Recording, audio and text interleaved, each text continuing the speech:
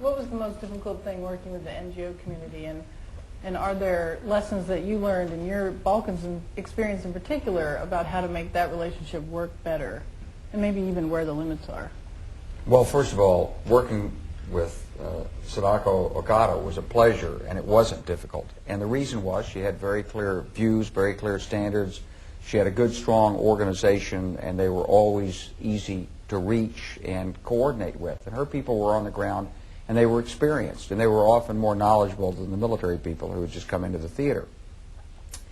Difficulty came in that there are other non-governmental organizations than the UNHCR. So as we were, the most difficult of all the situations was we were running the bombing in Kosovo, and we had some non-governmental organizations who insisted on delivering relief supplies in the middle of bombing runs. We couldn't contact them. We certainly were not going to tell them in advance where the targets were. We often didn't know where the targets were at my level because they were targets of opportunity on Serb forces, and these were trucks moving on the road, and they weren't marked, and no one knew who was in these trucks.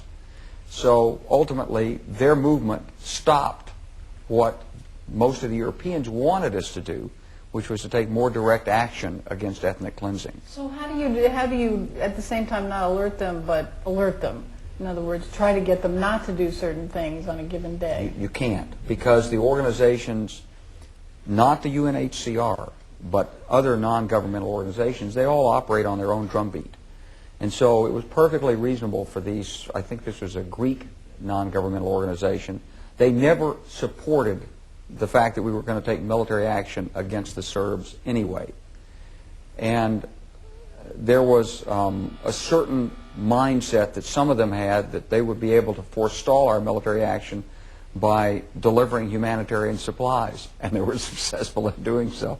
And so we had to operate around that.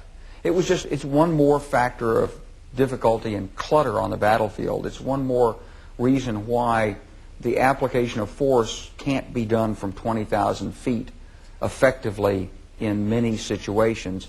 You've got to have other options. You can't rely on only a single dimension to apply extreme pressure.